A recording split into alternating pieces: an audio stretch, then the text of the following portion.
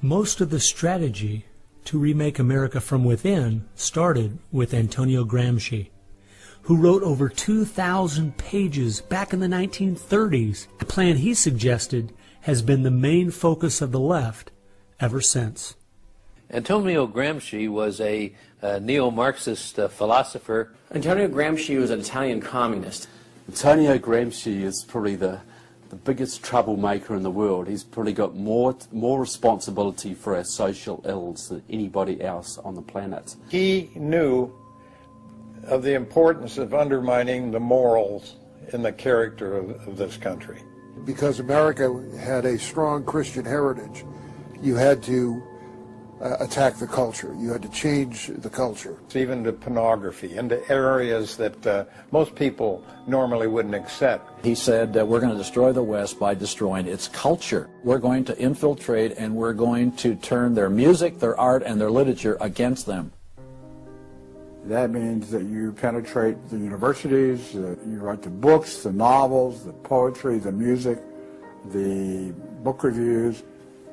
And once you control the culture, then you can sort of shape the thought of rising generations. He differed with Marx. Instead of, for example, destroying the church and the other basic institutions, he said infiltrate them and use them to change the culture.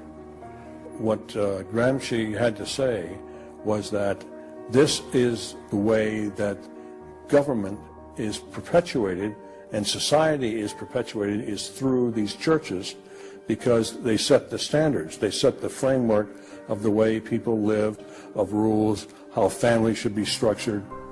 He didn't want a revolution on the streets that would be overturned by the police the next day. He wanted to change society over the long term so that we'd have a revolution without us even realizing it, basically.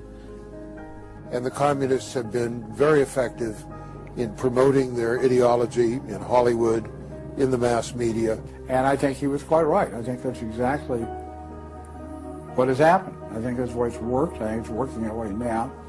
And that's where a lot of these people come from. And that's been the big success story of communism in the last 50 years. It's the professors, it's the educationalists, it's the journalists. They are the shock troops, the Gramscian shock troops of the future.